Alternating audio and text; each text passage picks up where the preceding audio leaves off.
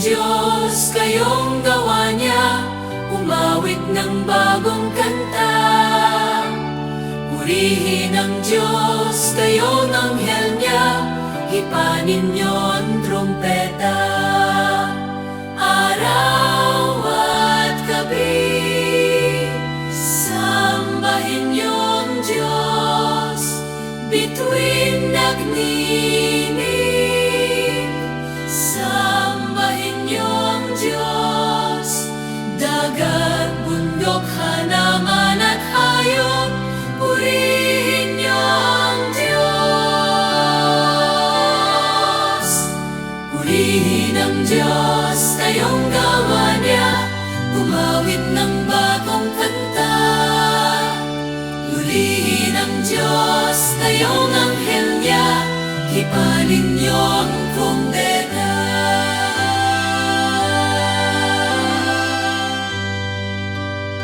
Sa ngalan ng Ama, ng Anak at ng Espiritu Santo, Amen. sumainyo ang Panginoon. At sumayo rin. Mga kapatid, ating pinagdiriwang ngayong araw ang dakilang kapistahan ni San Pedro at San Pablo Apostol. Silang dalawa ang tinatawag nating haligi o pundasyon ng ating inang simbahan. Dito binibigyan tayo ng choice. Pinapapili tayo ng Panginoon na pwede tayong maging matibay na pundasyon o pwede tayong maging anay na naninira. Aminin natin maraming beses na imbis na tayo'y magpatibay, magpalakas ng buhay ng iba, tayo pang nagiging dahilan ng kanilang kalungkutan, ng kanilang pagkabigo, ng kanilang pagkakasala. Naway sa tulong panalangin ni San Pedro at San Pablo, manatili tayong matatag at malakas, lalong-lalo na sa gitna ng ating mga iba't ibang mga pagsubok sa buhay. Sa mga pagkakataon na kung saan sumuko tayo at nakalimutan natin ang lahat ay grasya, bendisyon galing sa Diyos. Muli tayong magpakumbaba, hilingin natin ang kanyang awa, para tayo'y makitang minsan pang karapat dapat makatanggap sa mga banal na misteryo. Inaamin ko Sa makapangyarihang Diyos at sa inyo mga kapatid, na lubha akong nagkasala sa isip, sa salita, sa gawa at sa aking pagkukulang. Kaya'y sinasamo ko sa mahal na Birheng Maria, sa lahat ng mga anghel at mga banal, at sa inyo mga kapatid, na ako'y ipanalangin sa Panginoong ating Diyos. kawan tayo na makapangyarihang Diyos, patawarin tayo sa ating mga kasalanan at patnubayan tayo sa buhay na walang hanggan. Amen. Panginoon, kaawaan mo kami. Panginoon, kaawaan mo kami. Kristo, kaawaan mo kami. Kristo, kaawaan mo kami. Panginoon, kaawaan mo kami. Panginoon, kaawaan mo kami. Gloria in excelsis Deo.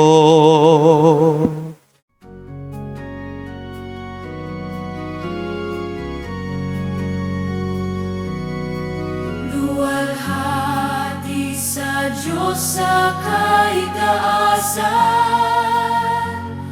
at sa lupa'y kapayapaan sa mga taong may mabuting kalooban. Pinupuri ka namin, dinarangal ka namin, sinasamba ka namin, niluluwalhati ka namin. Pinasasalamatan ka namin dahil sa dakila mo kaluwalhatian. Panginoong Diyos, Hari ng langit, Diyos Amang makapangyarihan sa lahat, Panginoong Jesucristo, bugtong laana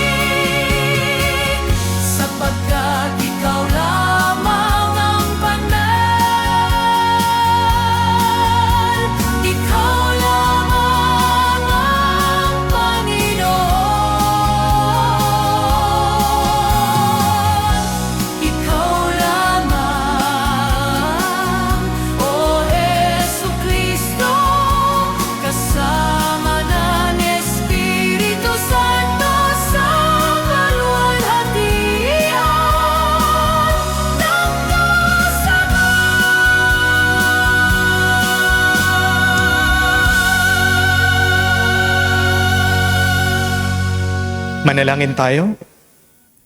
Ama naming makapangyarihan, ipinagkaloob mo ang kagalang-galang at banal na kagalakan ng araw na ito ng dakilang kapistahan ni na San Pedro at San Pablo. Pagbigyan mong masunod ng iyong sambayanan sa lahat ng larangan ang pinamana ng mga pinagbuhatan ng simula ng reliyon. Sa pamagitan ni Jesucristo kasama ng Espiritu Santo, magpa sa walang hanggan. Amen.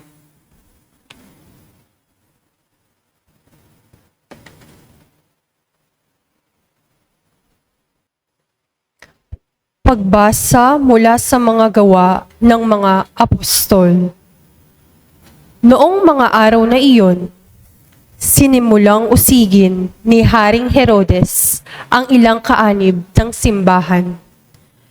Pinapugutan niya si Santiagong kapatid ni Juan. Nang makita niyang ito'y ikinalugod ng mga Hudyo, si Pedro naman ang kanyang ipinadakip. Nangyari ito noong pista ng tinapay na walang lebadura. Pagkadakip kay Pedro, ito'y ikinulong at binantayan ng 4 na pangkat ng tig-4 na kawal. Ang balak ni Herodes ay iharap siya sa bayan pagkatapos ng pista, kaya't nanatiling nakabilanggo si Pedro. Samantala, siya'y taimtim na ipinapanalangin ng simbahan. Gabi noon, si Pedro'y natutulog sa pagitan ng 2 kawal. Gapos siya ng 2 tanikala at may mga tanod pa sa harap ng pinto ng bilangguan. Siya'y nakatakdang iharap ni Herodes sa bayan kinabukasan.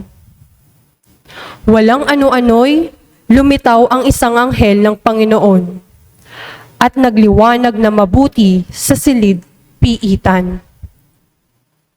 Tinapik niya sa tagiliran si Pedro at ginising. Bumangon ka, dali, wika ng anghel. Pagdakay, nakalag ang mga tanikala sa kanyang mga kamay. Magbikis ka't magsuot ng panyapak, sabi ng anghel. Gayon nga ang kanyang ginawa. Sinabi pa sa kanya ng anghel, magbalabat ka't sumunod sa akin. Lumabas naman si Pedro at sumunod sa kanya. Ngunit hindi niya alam kung tunay ang nangyayari.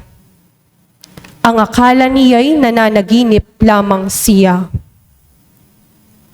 Nakalampas sila sa una at pangalawang bantay. Nakarating sila sa pintuang bakal na labasan patungo sa lungsod. Ito'y kusang nabuksan at lumabas sila. Pagkaraan nila sa isang kalye, biglang nawala ang anghel. Naliwanagan ni Pedro ang nangyari, kaya't sinabi niya, ngayon ko natiyak na totoo palang lahat. Sinugo ng Panginoon ang kanyang anghel at iniligtas ako sa kamay ni Herodes at sa inaasahan ng mga Hudyo na mangyayari sa akin. Ang salita ng Diyos. Salamat sa Diyos. Ang Diyos ang siyang nagligtas sa aking takot at sindak. Ang Diyos ang siyang nagligtas sa aking takot at sindak. Panginooy aking laging pupurihin. Sa pasasalamat di ako titigil. Aking pupurihin kanyang mga gawa. Kayong naaapi, makinig, matuwa. Ang Diyos ang siyang nagligtas sa aking takot at sindak. Ang pagkadakila niya ay ihayag at ang ngalan niya'y purihin ng lahat. Ang aking dalangi dininig ng Diyos, nawala sa akin ang lahat kong takot. Ang Diyos ang siyang nagligtas sa aking takot at sindak. Nagalak ang aping umasa sa Kanya, pagkat di nabigo ang pag-asa nila. Tumatawag sa Diyos ang walang pag-asa. Ang Sila'y Diyos- iniligtas sa hirap at dusa. Ang Diyos ang siyang nagligtas sa aking takot at sindak. Anghel yaong bantay sa may takot sa Diyos. Sa mga panganib, sila'y kinukupkop. Ang galing ng poon, hanaping masikap. Yaong nagtiwala sa kanya't nagligtas, ay maituturing na taong mapalad. Ang Diyos ang siyang nagligtas sa aking takot at sindak.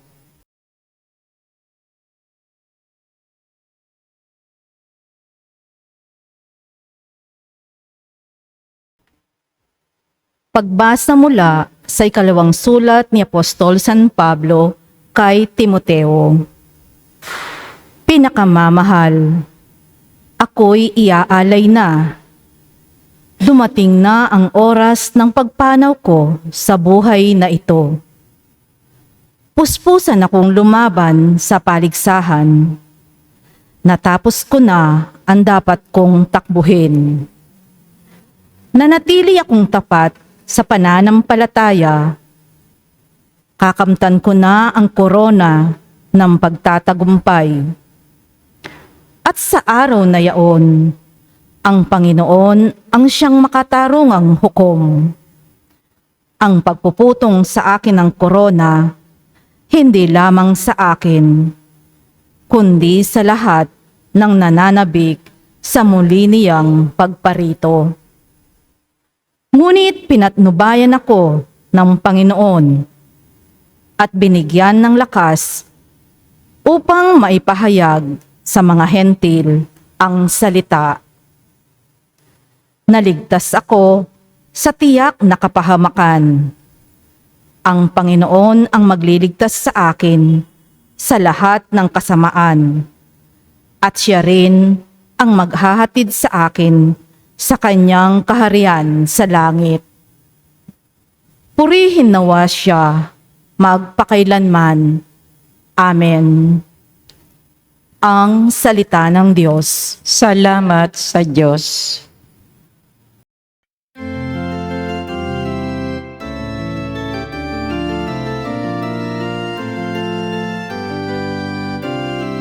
Alleluia, alleluia. Alleluia, alleluia. Alleluia, alleluia. Alleluia, alleluia. Alleluia, alleluia.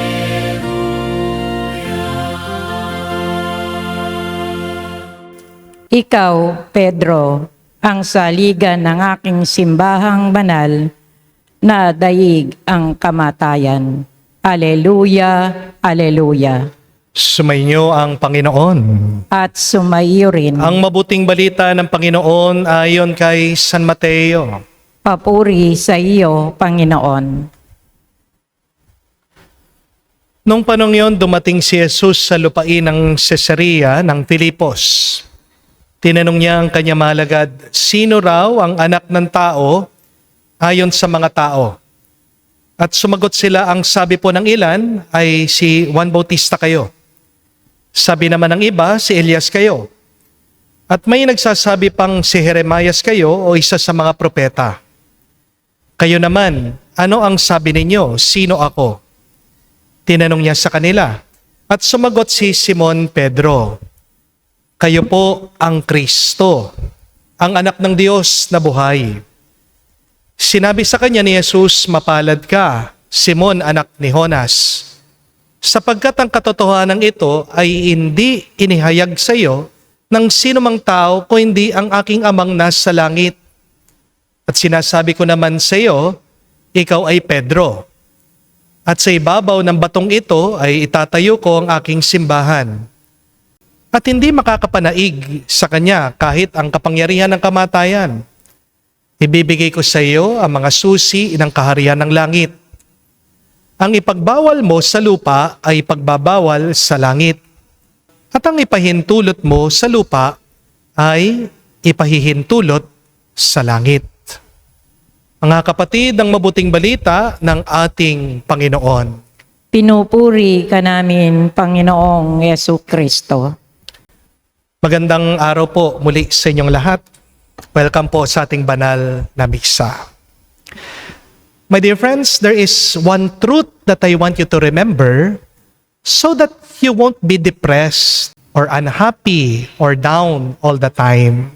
May mga tao po kasi na kapag meron silang problema, akala nila katapusan na. Hindi po ba? Kung mauunawaan mo, kung matatandaan mo palagi itong katotohanan na ito, hindi ka malulungkot, hindi ka malulumbay.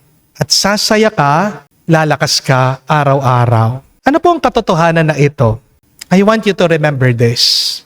Your brokenness is your blessing. Ang pagkabasag mo ay pagpapala mo. Hindi ibig sabihin na sira ang plano mo, sira na ang buhay mo. Minsan yung mga pagkasira natin ay pagbubuo lang ng Diyos sa atin. Amen? My dear friends, understand this. When God wants you to become powerful, He will not give you a crown. When God wants you to become strong, He will give you challenges. Kapag gusto ng Diyos na maging makapangyarihan ng isang tao, hindi niya pinuputungan ito ng korona. Hindi niya binibigyan ito ng kayamanan. Ang pagpapalakas ng Diyos ay sa pamagitan ng pagbabasag niya sa Kanya. Nakakagulat po ito, no? Akala kasi natin ang paghahanda ng Diyos ay puro pagpapala. Pero madalas, ang unang ginagawa ng Diyos para bendisyonan ka ay hindi dagdagan ka. Ang unang ginagawa ng Diyos bago kanya basbasan ay babawasan ka muna niya. Amen? Kasi kung puno ka na, wala nang espasyo yung grasya ng Diyos sa'yo. Hindi po ba? Bago ka gamitin ng Diyos, huhubugin ka muna niya. Bago ka itaas ng Panginoon, paluluhurin ka muna niya. Bago ka pagkatiwalaan ng Diyos ng marami, susubukin ka muna niya sa kakaunti, sa maliit. Hindi po ba? At paano po ito ginagawa ng Diyos? Nag-uumpisa siya sa pag-aalis ng kaginhawahan sa iyong buhay. Dahil tandaan niyo po, kapag sobrang komportable ng tao, walang magbabago sa kanya. Amen? Gumawa po sila ng eksperimento sa mga daga. Gumawa po sila ng parang townhouse, no? Isa pong bayan ng mga daga. Nandun na po lahat ng kailangan ng mga daga. Meron po silang mga kama, meron po silang mga kanya-kanyang bahay, meron pong pagkain, merong tubig. Talagang sagana po, wala pong problema yung mga daga. Wala silang kaaway, meron po silang mga laruan. Araw-araw po, napakasayang kumakain, umiinom, tatakbuhan, naglalaro ng mga daga. Pero alam niyo nangyari, pagkatapos lang po ng 3 buwan, hindi na po nanganak yung mga daga. Isa-isa po silang tinamad, isa-isa po silang nanghina, at isa-isa po silang namatay. Dahil wala silang paghihirap. Hindi po ba? Bakit pa sila susubok? Bakit pa sila mag-i-strive? Bakit pa sila magpapatuloy? Wala naman pong pagbabago Dahil walang pagbabago, walang buhay. Tingnan nyo na po, mga kapatid. Kapag wala kang pagsubok, walang pagtulak sa'yo para magpatuloy sa buhay. Amen? Yan nga po sa ating simbahan. Hindi ko po alam kung napansin nyo ito. Habang tayo'y pinahihirapan, lalong dumadami ang mga Katoliko at Kristiyano. Ang kasabihan nga po ng mga santo, the blood of the martyrs is the seed of the church. Habang komportable tayo kasi, hindi lumalalim ang ating pagkatao. At kapag mababaw ang buhay natin, madali tayong matangay at masira ng anumang mga pagsubok o problema sa buhay. Kaya minsan, pinapayagan po ng Diyos ang paghihirap, hindi para tayo'y parusahan, kundi para gisingin niya tayo. Hindi po ba? Ito yung naranasan ni San Pedro, San Pablo. Si San Pedro po, nung sumakay si Jesus doon sa bangka niya, inamin naman niya, makasalanan siya. Pero dahil po dito sa pag-anyaya ng ating Panginoon sa kanya, hindi lang siya nanatiling mangingisda, hindi lang siya nanatili doon sa bangka, siya'y naging apostol ng Panginoon. Kung hindi po nahulog siguro si San Pablo doon sa kabayo niya, kung hindi po nabulag si San Pablo, hindi sana siya naging apostol ng mga hentil. Hindi po sana niya nasulat yung kanya mga pangangaral sa mga iba't ibang komunidad. Dahil po sa kanilang paghihirap, nagising sila.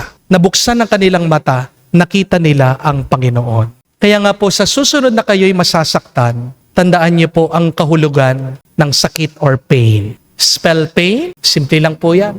P-A-I-N. Tandaan niyo po ito. Pain means problems are invitations to new beginnings. Nakuha niyo po? Ulitin po natin. Problems are invitations to new beginnings. Ang bawat problema ay pintuan ng panibagong biyaya. So my dear friends, do not see your life as a problem. But whenever there are problems, thank God, they are invitations to a new grace in your life. Na kapatid, hinahanda muna tayo ng Diyos bago tayo bigyan niya ng misyon ng pagpapala. Mas mahalaga kasi sa Diyos ang pagkatao mo kaysa sa tagumpay mo. Mas mahalaga kasi sa Diyos ang karakter mo kaysa sa karera mo. Dahil ang corona, madali lang naman pong maisuot yan. Ilang minuto, nandyan sa iyong ulo. Pero ang karakter, kapag nahubog na yan, nananatili po ilang taon, mahirap mawala sa iyo. Hindi po ba? Tingnan niyo po ang mga dakilang lingkod ng Panginoon ng Diyos sa Biblia. Si Jose na nananaginip, nakadena muna siya bago po na isuot yung singsing. Naging kanang kamay siya. Nagkaroon ng kapangyarihan doon sa Ehipto. Si Moises, 40 years po siya nandun sa disyerto. Bago po siya namuno sa Israel. Si David, nakipaglaban muna sa leon, sa higante. Tumakas po, tinutugis siya ni Haring Saul bago siya naging hari. Si Pedro, kinailangan muna po niyang umiyak, magsisi bago po siya naging haligi ng ating simbahan. Si San Pablo, kinailangan munang mawala halos lahat sa kanya bago po siya nagbago at bago niya binago ang buong mundo. Napansin niyo po ang paraan ng Diyos, para-pareho. Pagkabasag bago ang pagpapala. Krus bago ang korona. Kamatayan bago ang muling pagkabuhay. Pagsuko bago ang tagumpay. Kaya kung ngayon po, pakiramdam mo, parang binabasag ka ng Diyos, huwag mong isipin na iniwan ka na niya. Baka ang totoo, hinahanda ka lang niya sa isang napakabigat na biyaya na para pag nakuha mo, madadala mo, mapapasan mo yan ng matagal. Tandaan niyo po yan mga kapatid, na hindi ka pinapabayaan ng Diyos, hindi ka niya binabasag para siraan ka lang. Binabasag ka niya para likhain ka muli. Kapag binasag ka ng Diyos, maniwala ka. Meron lang siyang inaalis na hindi kailangan. Di po ba? Kailangan alisin ng lupa para makita mo ang kayamanan. Kailangan mong hiwaan ang laman ng tiyan para maalis mo yung pumutok na appendicitis. Kailangan mong pakuluan ang tubig para maalis mo yung bakterya. Kapag may problema ka sa iyong buhay, pag mong isipin na hindi ka mahal ng Diyos, mahal ka niya, meron lang kailangan alisin para manatili, magtatagal ang kanyang pagpapala. Dasal po tayo sa banal na misang ito kasi madalas pag tayo naghihirap, agad tayong sumusuko. Pero magpatuloy tayo kamuka ni San Pablo, ni San Pedro. Dahil ang pinakamahalagang kayamanan at korona, hindi mo matatagpuan dito sa mundo o hindi matatagpuan mo doon sa langit. Yakapin mo mga paghihirap mong pagsubok mo. Yan ay pintuan para pagpalain ka pa ng Diyos hanggang sa magpasawalang hanggan. Kaya sabihin natin, San Pedro at San Pablo, palakasin nyo kami, tulungan nyo kami at ipanalangin ngayon at magpakailanman. Amen. Tumayo po tayo. Pahayag po natin ang ating pananampalataya. Sumasampalataya ako Sa Diyos, amang makapangyarihan sa lahat, na may gawa ng langit at lupa. Sumasampalataya naman ako kay Hesu Kristong iisang anak ng Diyos, Panginoon nating lahat. Nagkatawang tao siya, lalang ng Espiritu Santo. Ipinanganak ni Santa Mariang Birhen. Ipinagpakasakit ni Poncio Pilato. Ipinako sa krus, namatay, inilibing. Nanawog sa kinaroroonan ng mga yumaho. Nang may 3 araw na buhay na maguli, umakyat sa langit. Naluluklok sa kanan ng Diyos sa amang makapangyarihan sa lahat. Dooy magmumula, paririto't maghuhukom sa mga nabubuhay at nangamatay na tao. Sumasampalataya naman ako sa Diyos Espiritu Santo, sa banal na simbahang Katolika, sa kasamahan ng mga banal, sa kapatawaran ng mga kasalanan, at sa pagkabuhay na muli ng nangamatay na tao, at sa buhay na walang hanggan. Amen. Ilapit natin ngayon ang ating mga dasal at panalangin sa Diyos. Nagtitiwala na sila San Pedro at San Pablo ay nananalangin din para sa atin. Ating sabihin, Panginoon, dinggin mo kami. Panginoon, dinggin mo kami. Ang Santo Papa Francisco, ang kahalili ni San Pedro, naway hawakan ang mga susi ng kaharian ng may karunungan at pag-ibig. Manalangin tayo sa Panginoon. Panginoon, dinggin mo kami. Ang mga misyonero sa mga lupaing banyaga naway magkaroon ng sigasig ni San Pablo sa paghatid ng mabuting balita. Manalangin tayo sa Panginoon. Panginoon, dinggin mo kami. Ang ating pananampalataya naway mahalin natin at maging handang magbahagi nito sa iba. Manalangin tayo sa Panginoon. Panginoon, dinggin mo kami. Sa katahimikan po ng ating puso, banggitin natin sa Diyos ang ating mga personal na pangangailangan. Makapangyarihang Diyos, Ama, dinggin mo ang mga panalangin ng pamayanang ito na nagtitipon ayon sa pananampalataya ng mga apostol at natutulungan ng kanilang pamamagitan ng kanilang panalangin. Hinihiling namin ito sa pamamagitan ni Kristo, aming Panginoon. Amen.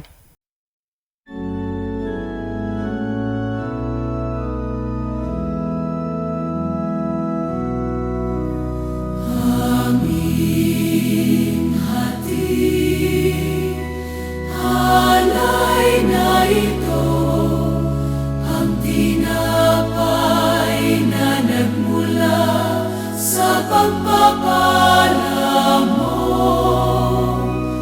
At tanggapin, alak na ito, inuming inihain sa'yo. Mahal naming Diyos, inyong tanggapin ang munting alay mula sa amin. Buong puso namin hihintayin, pagpapala na aming hiling. Pagpapala na aming hiling.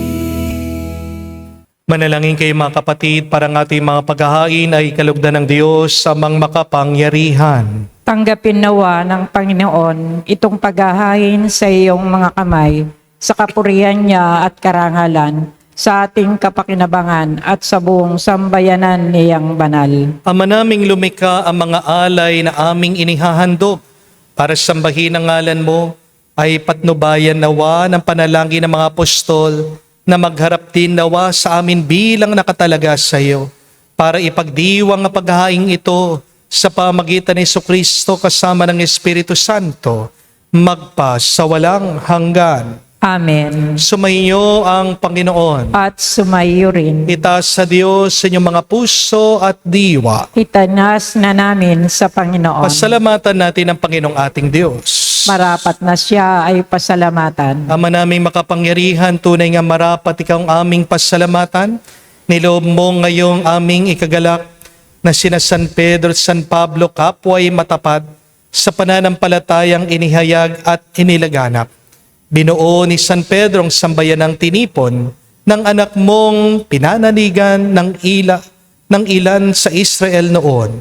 Si San Pablo, tagapagturo at tagapagpaliwanag sa iba't ibang tao na nais mong matawag. Sila'y dalawang mayroong magkaibang larangan sa paglilingkod kay Kristo sa isang sambayanan. Kapwa nila natamo ang putong ng tagumpay na ngayon dinarakila ng buong sambayanan. Kaya kaisa na mga anghel nagsisiawit ng papuri sa iyo nang walang humpay sa kalangitan. Kami nagbubunyi sa iyong kadakilaan.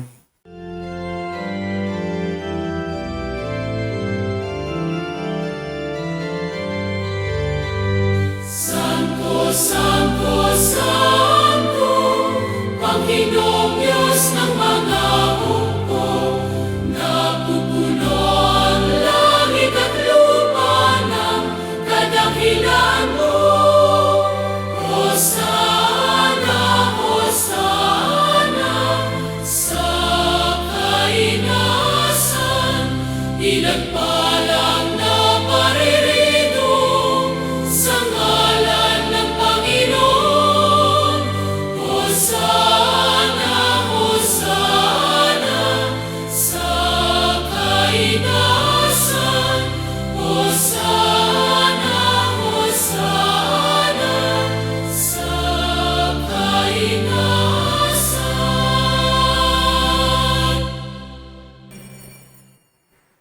Ama naming banal, ikaw ang bukal ng tanang kabanalan. Kaya't sa pamagitan ng iyong Espiritu, gawin mong banal ang mga kaloob na ito, upang para sa amin maging katawan at dugo ng aming Panginoong Heso Kristo. Bago niya pinagtiis ang kusang loob na maging handog, hinawakan niyang tinapay, pinasalamatan kanya, pinaghati-hati niya iyon, inabot sa kanya malagad at sinabi, "Tanggapin ninyong lahat ito at kanin. Ito ang aking katawan na ihahandog para sa inyo."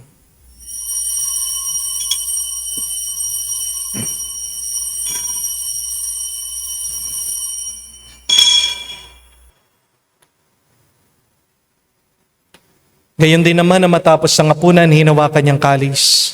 Muli kanyang pinasalamatan, inabot niyang kalis sa kanyang malagad at sinabi, "Tanggapin ninyong lahat ito at inumin. Ito ang kalis ng aking dugo, ng bago at walang hanggan tipan.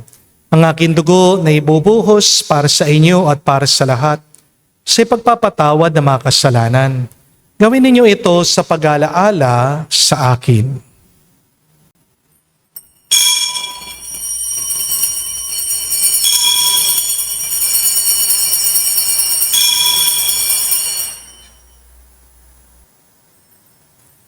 Ang misteryo ng pananampalataya.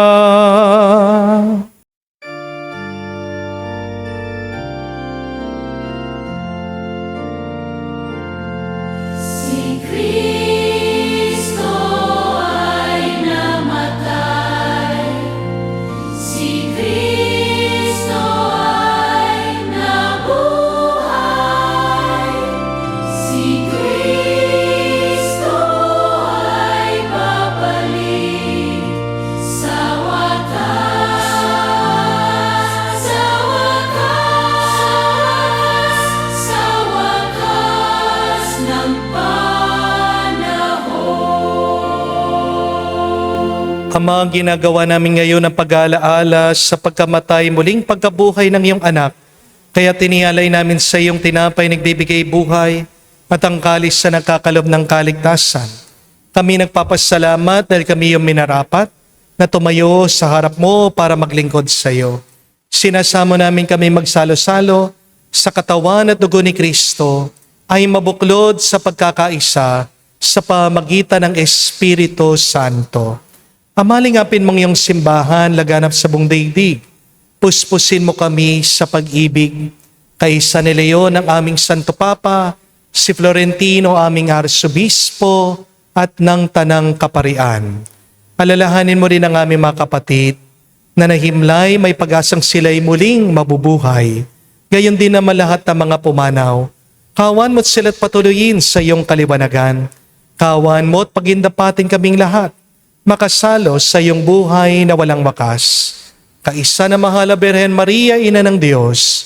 Kaisa ni San Jose ang kanyang malwalhating esposo.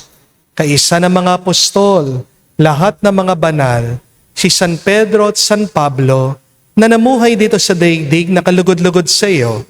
May pagdiwang nawa namin ang pagpupuri sa ikararangal mo sa pamagitan ng iyong anak, aming Panginoong Heso Kristo. Sa pamamagitan ni Kristo, kasama niya at sa Kanya, ang lahat ng parangal at papuri ay sa iyo, Diyos Ama, makapangyarihan, kasama ng Espiritu Santo, magpasawalang hanggan. Amen. Amen.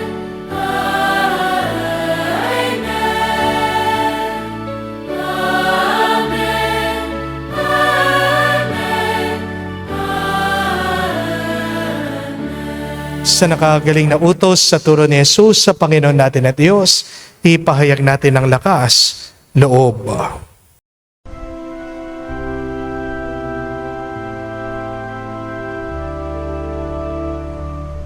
Ama namin, sumasalangit ka, sambahin ang ngalan mo, mapasa amin ang kaharian mo, sundin ang loob mo dito sa lupa para lang sa langit.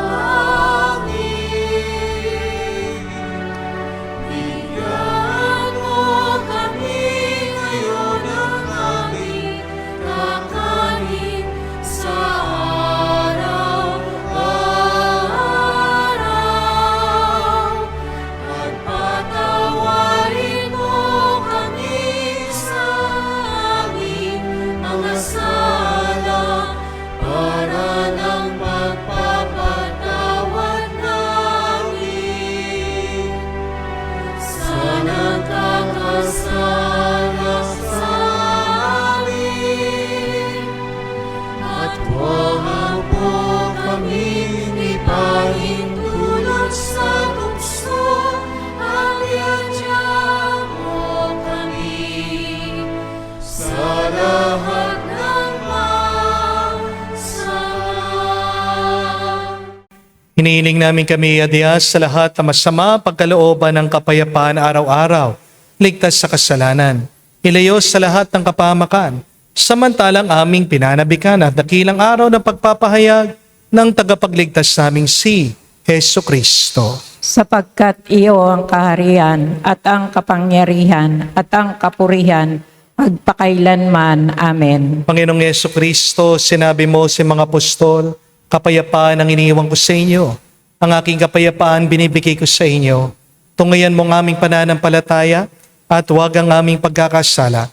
Pagalooban mo kami ng kapayapaan at pagkakaisa ayon sa iyong kalooban, kasama ng Espiritu Santo, magpa sa walang hanggan. Amen. Kapayapaan ng Panginoon ay laging sumainyo. At sumaiyo rin. Magbigayan po tayo ng kapayapaan sa bawat isa. Peace with you po.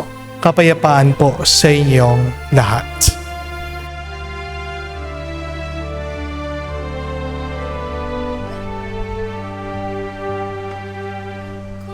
Kordero ng Diyos na nag-aalis ng mga kasalanan ng sanlibutan, maawa ka sa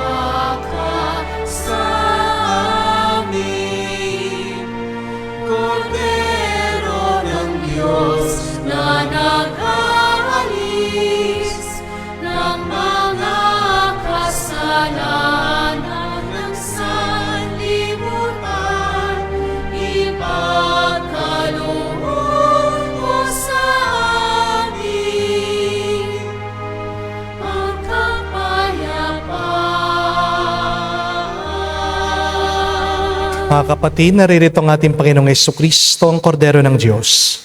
Siya nag-aalis sa mga kasalanan na sanlibutan. Mapalad tayong lumalapit sa piging ng Kordero. Panginoon, hindi ako karapat-dapat na magpatuloy sa iyo, ngunit sa isang salita mo lamang ay gagaling na ako.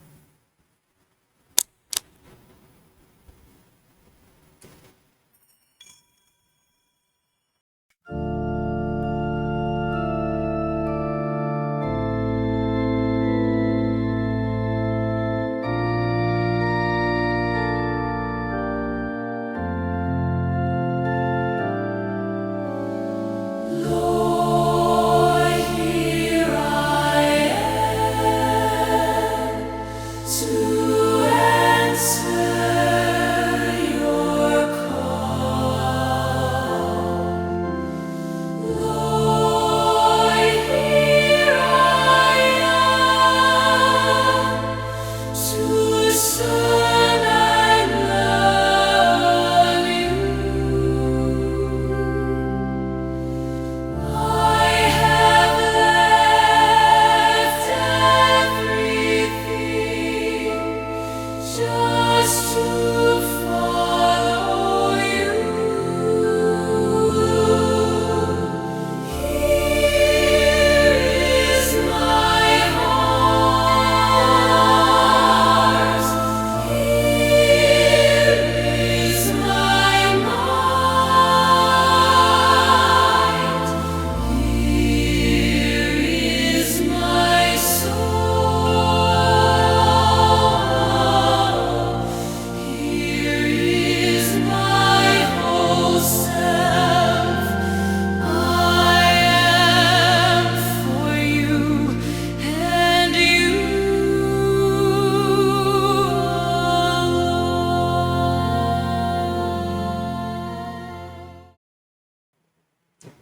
Manalangin tayo.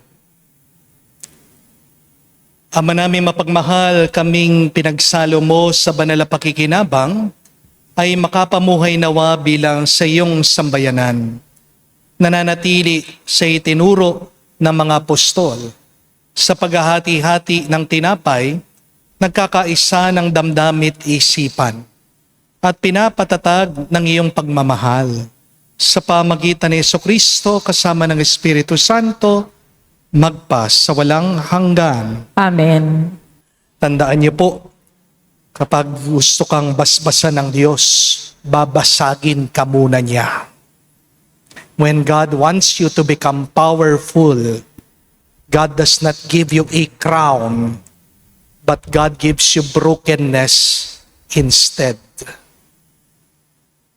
Ang pagpapala dumarating pagkatapos ng problema. Ano ang ibig sabihin ng sakit, pains? Tandaan niyo po that problems are invitation to new beginnings. Ulitin ko po, baka hindi nyo na-memorize. Problems are invitations to new beginnings. Kaya kapag galit yung asawa mo sa'yo, malaking problema yan. Pero pasalamat ka. Kasi, mas nakakatakot pag hindi ka na kinikabuan ng asawa mo. Hindi po ba? Pag galit ang isang tao sa'yo, concern siya sa'yo. Hindi po ba? No? Pero yung galit na yan ay isang paanyaya na kailangan may magbago sa iyong pag-uugali, may magbago sa inyong ugnayan, sa inyong relasyon sa bawat isa. Hindi ka natanggap. Gusto mo magkaroon ka ng visa, makapagtrabaho ka sa Amerika. Oo, masakit yun, nakakadepresyon. Pero isipin mo na lang, ang Diyos nang gumawa ng paraan. In-eliminate na niya, hindi ka para dyan. Diba? At least one down. There are a lot more possibilities. Baka para ka sa Japan, para ka sa UAE, para ka sa France, no?